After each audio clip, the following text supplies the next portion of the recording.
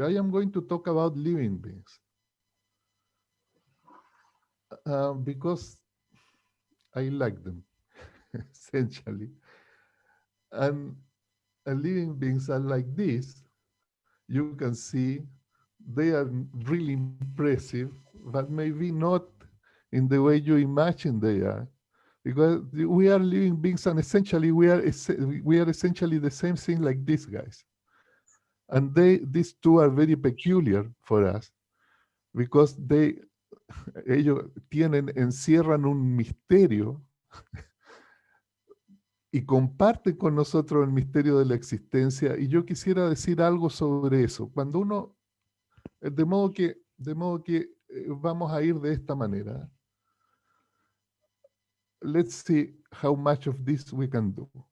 First, living beings, then sociality, then cause and codification, then the parrot. Very important for me, the parrot. Language and consciousness.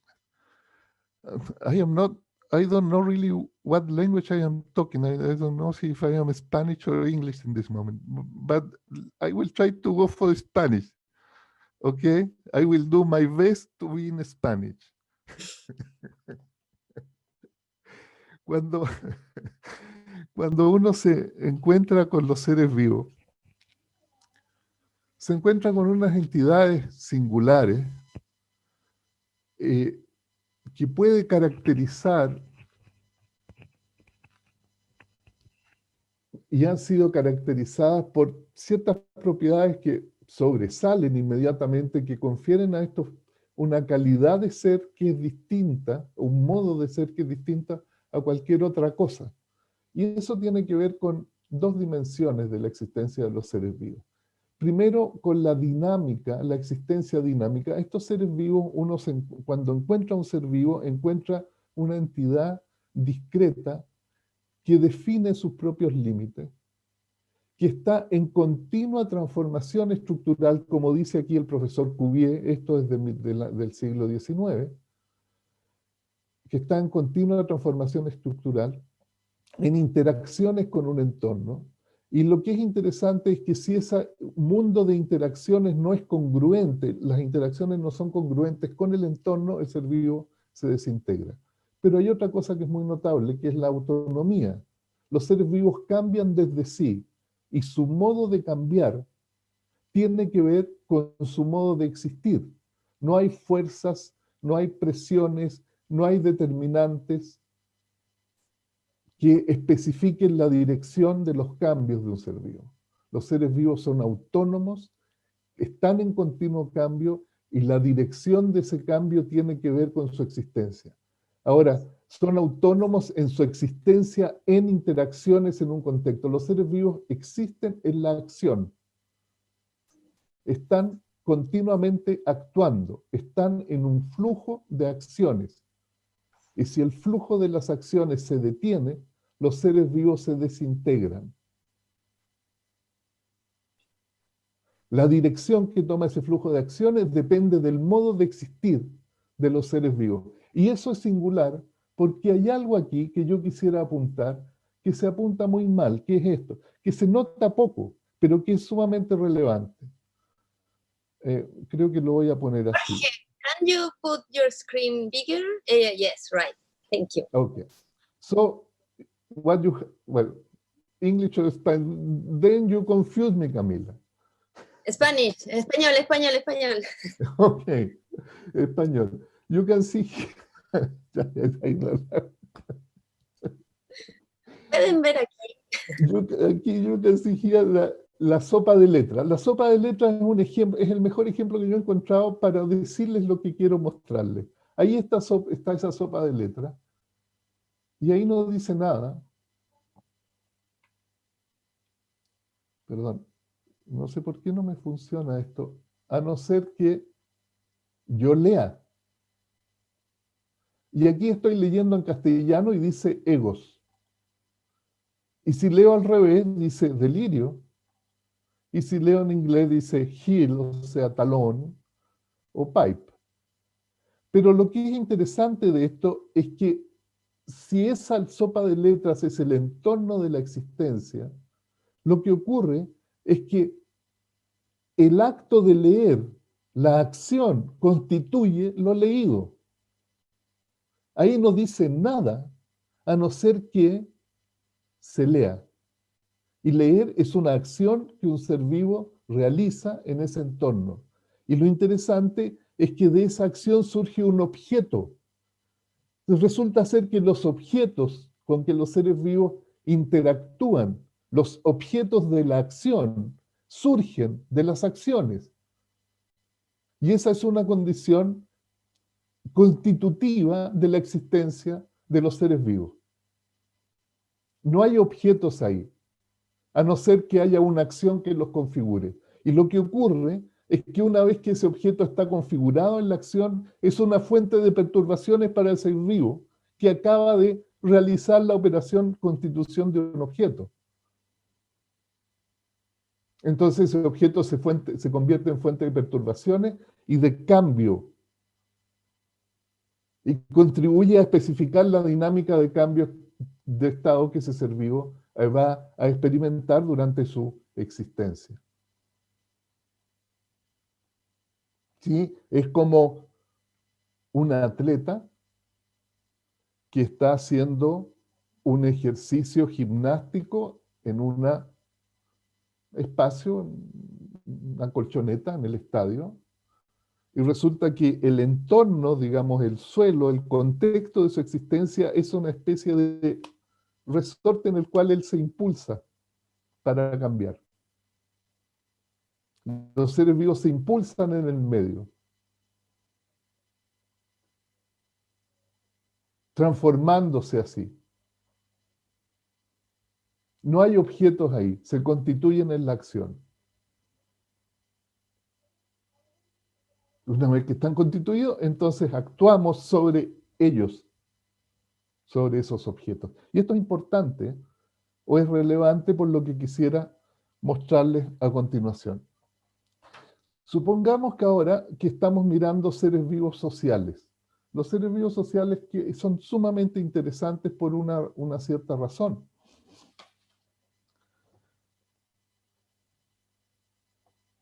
Y les voy a mostrar una figurita que hice a una clase un tiempo atrás, un desorden, pero yo creo que me va a servir para ilustrar lo que quiero decirles, ¿eh? Voy a dejar de compartir esta pantalla y voy a compartir otra pantalla. Avanzado, contenido de la segunda cámara. ¿Se ve ahí? Bueno, los seres vivos sociales son muy interesantes porque en el contexto de su existencia, digamos, su espacio de existencia supone interacciones con otros seres vivos. De modo que lo que ocurre acá, ahí está este, ahí se encuentra con este, aquí hay un espacio de interacciones entre ellos,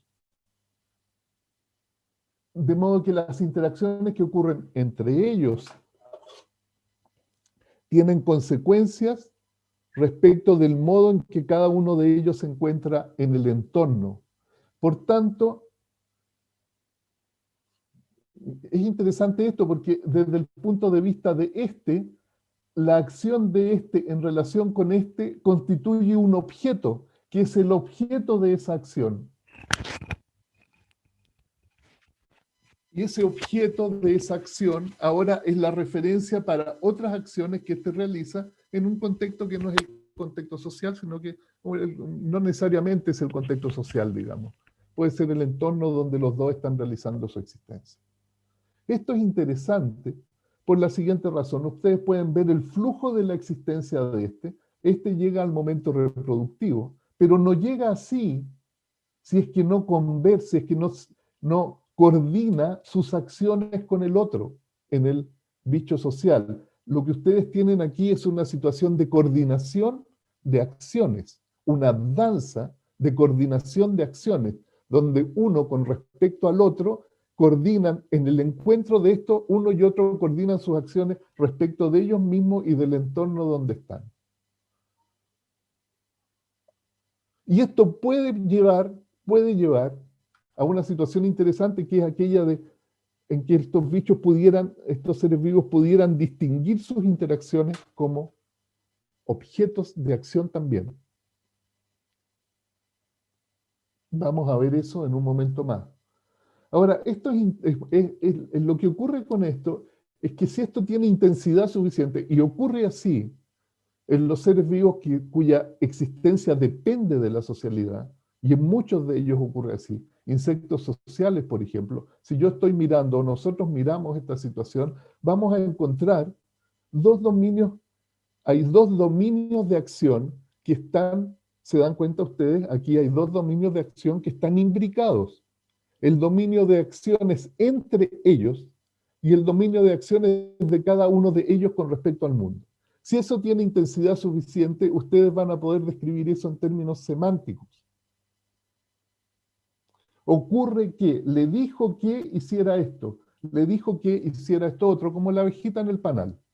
La abeja vuela, encuentra las flores, vuelve al panal y ejecuta una danza.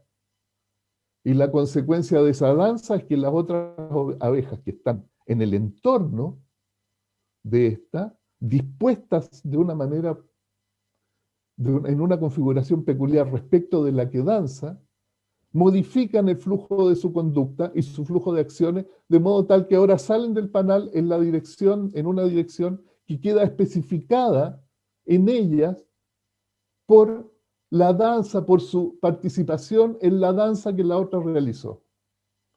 Y cuando ustedes ven eso, van a distinguir dos dominios: el dominio de la coordinación de acción y el dominio de las acciones coordinadas.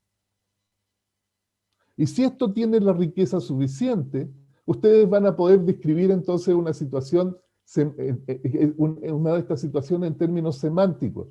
Hay signos y significados. Las interacciones entre ellos constituyen referencia para el curso posterior de las acciones de cada uno de ellos. Y si esto es suficientemente regular e intenso, ustedes van a poder extraer, digamos, instantes de esa danza y relacionarlas. Esta postura en la danza entre estos bichos tiene esta otra consecuencia en la conducta subsiguiente de ellos. Lo cual me lleva a la siguiente aspecto que quería tocar, que es la situación de códigos o codificaciones. ¿Cuándo se habla de códigos? ¿Cuándo se habla de codificaciones? Quiero tomar un poquito de tema. ¿Me permiten? I am going to have a sip of tea in this moment. Because I am going too fast, I am going fast in order to make it in half an hour. Yeah? So, codes and codification. Es interesante también notar eso. Por ejemplo, grafías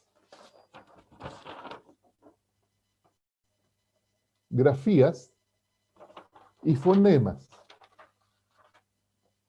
Cada signo gráfico corresponde a una vocalización. Es muy interesante lo que ocurre cuando alguien lee un texto. Supongamos que podemos imaginar, y esa es una cuestión interesante, que es imaginar. Voy a tratar de decir algo sobre eso en un momento más. Imaginemos que recibimos un texto, un libro de regalo de cumpleaños.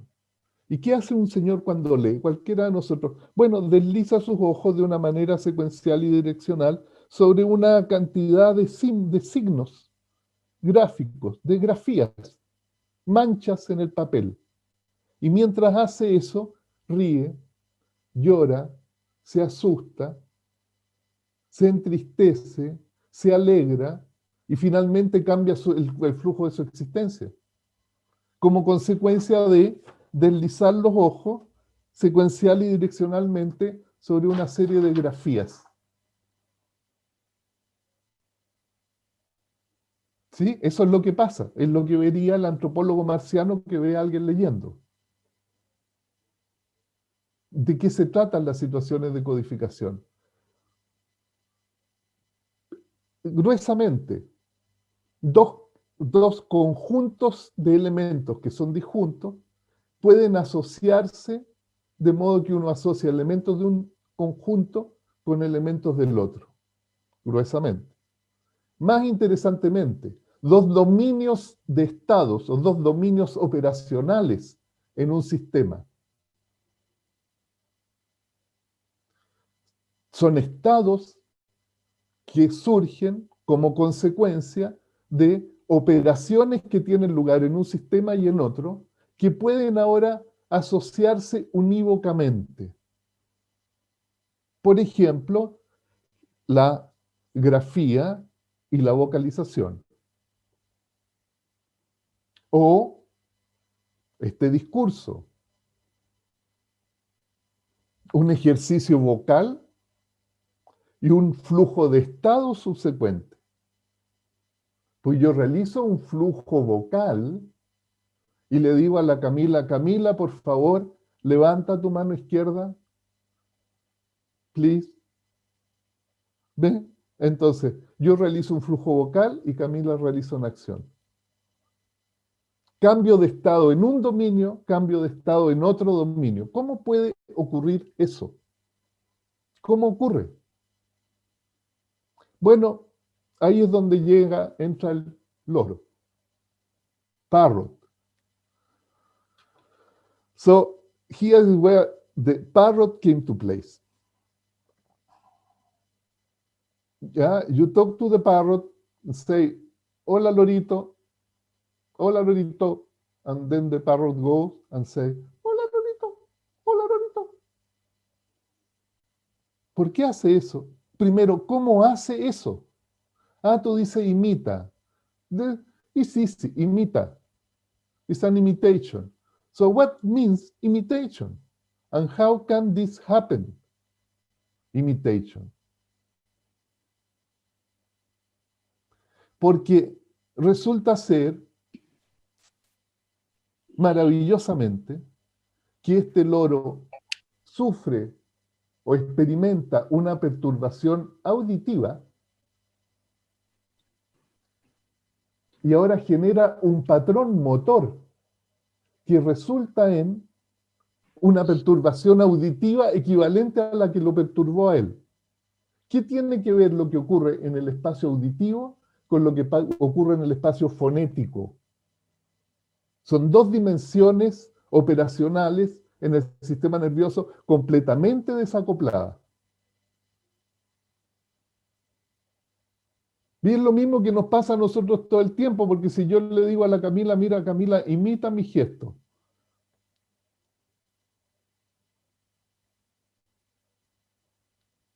Ella me vio, pero mueve la lengua. ¿Cómo puede ser eso? Ocurre algo visual que se transduce en una cuestión motora, en un espacio motor que es completamente distinto al espacio sensorial visual. ¿Cómo eso puede ocurrir? Bueno, ¿cómo ocurre en el loro? No, yo no lo sé y no sé si alguien lo sabe, pero voy a dejar de compartir. Pero yo puedo especular de esta manera. En primer lugar, los loros son unos bichos muy sociales y viven en un entorno social muy rico. Y estas interacciones sociales están mediadas en ellos por vocalizaciones. La vocalización es el instrumento o el vehículo de la articulación social. La danza conductual social de los loros, que es una danza, como todas las danzas de coordinación de acciones, son como danzas. Quiero decir con esto que tienen una sintaxis, tienen una lógica inherente. Cualquier danza tiene una lógica inherente, una sintaxis que le es propia. Uno no pone los dos pies en el aire al mismo tiempo porque se cae. No pasa de cualquier estado a cualquier otro. Las reglas de transición de estados en una danza son estrictas. Hay reglas de transición, estados y reglas de transición. En el caso del loro es lo mismo. ¿Sí? Les voy a explicar cómo entender esto en términos gruesos. El loro lo que hace cuando el loro le dice hola lorito a la Camila o a la Carmen, que hace tiempo que no la veía a la Carmen. Ay, tú sí, yo, Carmen. Está estableciendo vocalizaciones llamadas de contacto que tienen que ver con su integración social, con la identidad de ese loro en el contexto social o en el grupo social de referencia al cual el bicho pertenece. Se llama vocalización de contacto y es muy característica. El loro te habla o me habla o nos habla porque está estableciendo vocalizaciones de contacto, porque son aprendidas, las aprende en el grupo social de referencia, del cual, que es identitario, que le confiere identidad y en el cual el bicho participa como un individuo, con su identidad particular. Ahora, por eso es lo que hace que los loros hablen con las personas. Los loros están emitiendo vocalizaciones de contacto en el entorno social de su existencia, que en este caso es con personas. Ahora, ¿cómo puede ser eso? Bueno, la manera en que ocurre es esta. El bicho vocaliza y oye la consecuencia auditiva de su vocalización. Y establece entonces una especie de galería de estados fonéticos y de estados auditivos que están asociados. Este estado postura motora fonética se asocia con esta entidad auditiva resultante.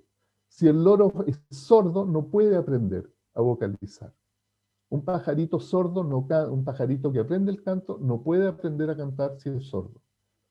Entonces el loro establece una galería de estados fonéticos asociados a estados auditivos. Son dos dominios operacionales distintos que se asocian en la acción. La acción del loro es el vínculo. Y hay un proceso, neurona espejo se llama, en general, y eso es lo que van a oír ustedes, la neurona espejo, que habla entidad auditiva por un lado y entidad motora por el otro, digamos que hace el acoplamiento. Pero entonces yo tengo dos dominios, el dominio de las posturas vocales, el dominio de las entidades auditivas resultantes y la asociación. De modo que cuando el loro oye, hola lorito, produce la secuencia motora hola lorito porque cada elemento de esa secuencia auditiva hola lorito tiene una correspondencia, equivalencia correspondiente en el espacio motor. Ahora, ¿cuándo dice el loro hola lorito? Bueno, lo dice como parte de su existencia en contacto con otro. Dirían, ustedes, es la emoción del contacto lo que guía la emisión de esa vocalización espontáneamente en el loro. Claro. Entonces, uno incluso podría decir, el loro está solo, se siente solo cada vez que emite una vocalización de contacto. Pero es distinto eso porque entonces la vocalización de contacto pasa a ser una expresión de su estado. Es distinto eso a lo que hacemos nosotros, que nosotros hablamos de nuestros estados. Independientemente de estar en ese estado, yo puedo hablar de la tristeza mía o de la de ustedes, como hacía la Camila hace un rato, el inside y el outside, y cómo estoy aquí, cómo estoy allá, podemos hablar de eso, podemos hablar de nuestros estados. Podemos distinguir nuestros estados. Y hablar de ellos sin estar en ellos. Digamos, yo puedo hablar de la tristeza sin estar triste. El loro no puede. O nadie ha mostrado que pueda. Capaz puede, no sé. Parece que no. ¿Cómo pasamos del loro a los seres humanos? Detengámonos un momento breve, porque no tenemos mucho tiempo en eso. Detengámonos un momento en eso. ¿En qué consiste el lenguaje? ¿Es una situación de codificación? Pareciera que sí. cuando yo le digo, vamos a hacer un pequeño experimento mental, o sea, dense cuenta ustedes que todo lo que los seres humanos hacen, todo lo que hacen como seres humanos tiene lugar en el lenguaje. La mente y el cuerpo son distinciones en el lenguaje. Todo, ¿qué estamos nosotros haciendo en este momento? ¿Qué hace el filósofo cuando hace su filosofía? ¿Qué es lo que hace? ¿Qué hace? Está realizando un discurso. Del mismo modo que yo ahora y ustedes.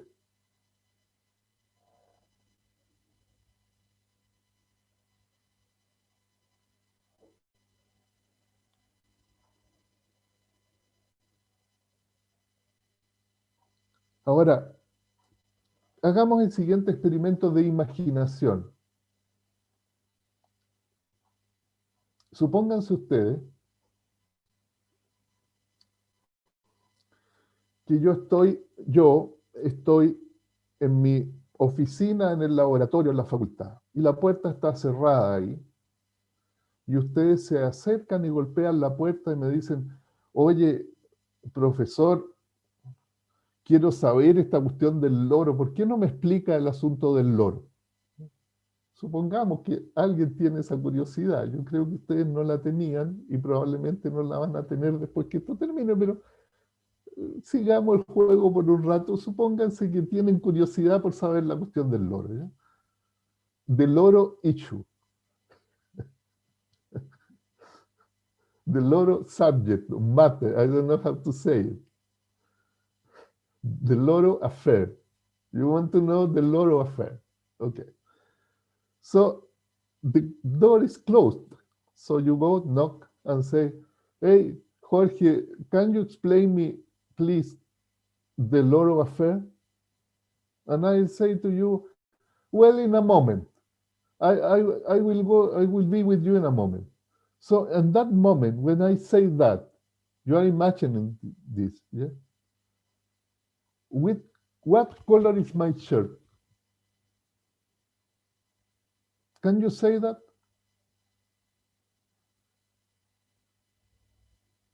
You cannot say it because the door that you imagine is dark, that do not allow, is opaca to light.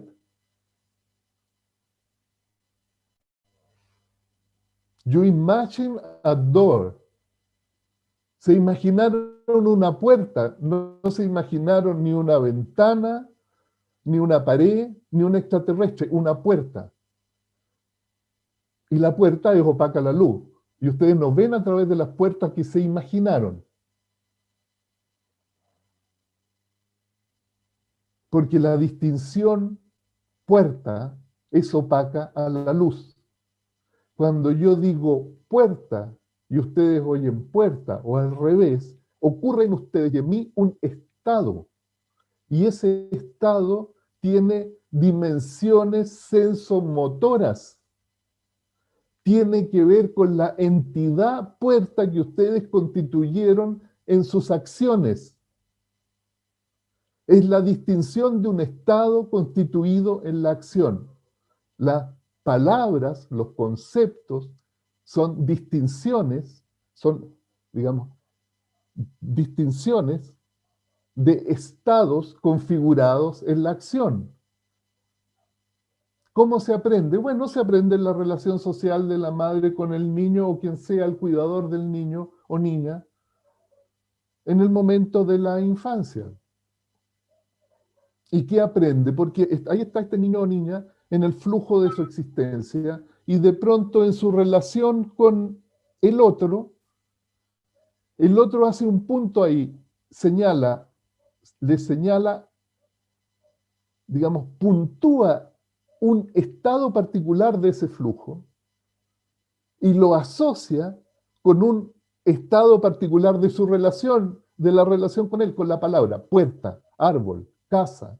Puerta, árbol y casa no se refieren a objetos ahí, se refieren al estado en el cual ese niño está en el momento en que está, en el momento de su flujo, en el momento en que ese flujo de acción, en el momento del flujo de acciones, en el cual se encuentra inmerso, cuando se es puntuada su existencia por su relación con el otro.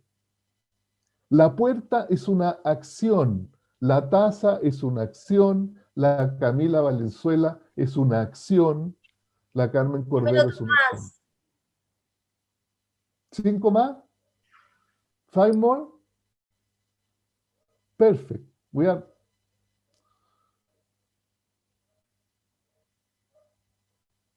So, el lenguaje permite la distinción de objetos y uno hace objetos de todo.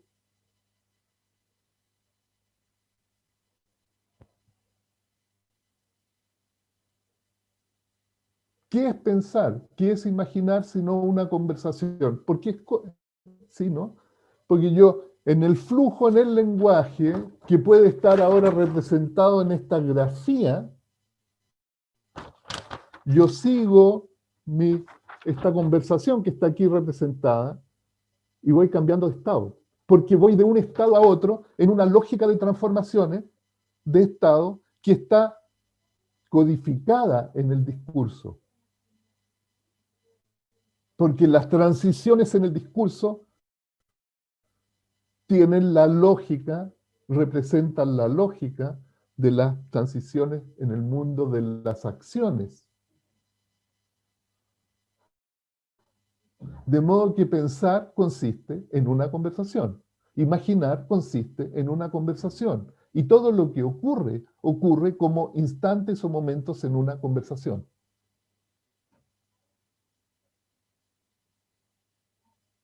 Yo estoy consciente, ¿no? ¿Qué cosa es la conciencia? Yo estoy consciente de. ¿Cuándo estoy consciente de algo? Cuando eso tiene lugar en el lenguaje como una distinción en mi flujo de acciones en el lenguaje.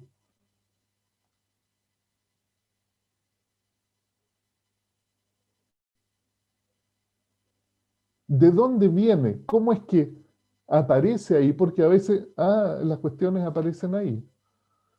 Es decir, me acuerdo haber discutido con la Camila muchas veces la situación del flu, ¿no? Alguien está jugando tenis, o yo en este momento estoy hablando, pero yo no sé lo que voy a decir hasta que lo digo.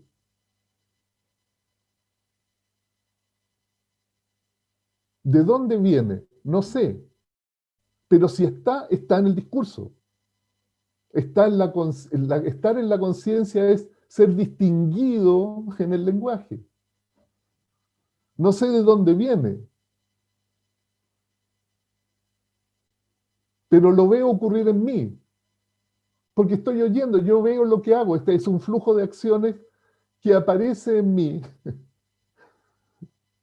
como acciones en el lenguaje, porque están distinguidas como acciones en el lenguaje.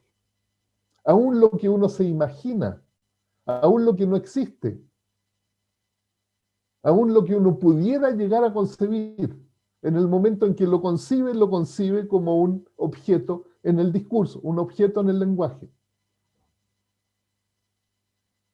Lo que ocurre más allá del agujero negro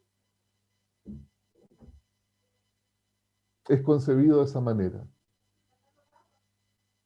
Yo estoy hablando, no sé lo que voy a decir,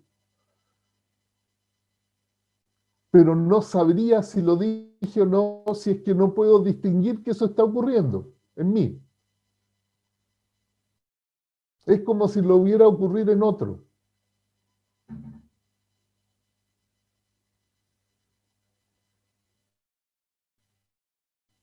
Resulta ser que yo estoy oyendo el discurso que un otro hace, que soy yo mismo. Y en el momento en que eso ocurre, ocurre como la distinción de objetos en el lenguaje. La distinción de yo hablando ocurre como la distinción de objetos en el lenguaje. De modo que no puede separarse conciencia del lenguaje. Conciencia es la distinción de estar consciente.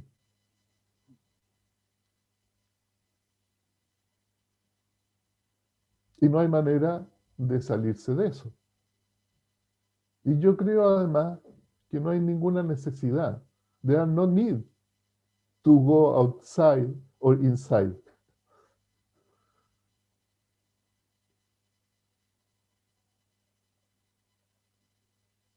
But, you know, that is my preference. ¿Se acabaron los 5? Se acabaron, parece. Yeah, okay.